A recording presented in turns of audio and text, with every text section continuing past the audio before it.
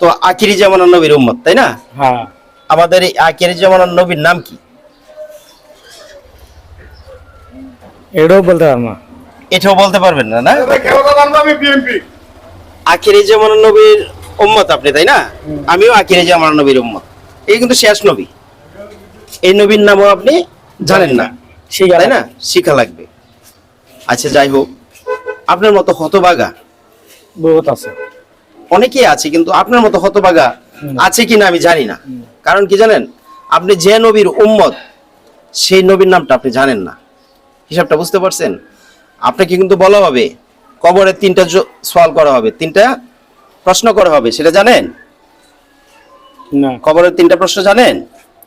জানেন না, এটাও জানেন না। না, তো আমরা যে মরবো, মরার পরে তো আমাদের একটা হিসাব আছে, সেই হিসাবটা তো আল্লাহর কাছে আমাদের দিতে হবে। খালি খাইলাম আর বললাম আর ঘুরলাম আর পায়খানা করলাম, শেষ করে দিলাম, তাতে কি হইলো? না। মরার পরে কি আপনার স্ত্রী আপনার সঙ্গে যাবে? আপনার কেউ কন্যা যাবে না। আপনার ছেলে আপনার সঙ্গে যাবে? কেউ যাবো না, এই হিসাব কে দিতে হবে? আমারই দিতে হবে। আপনার হিসাব আপনাকে দিতে হবে।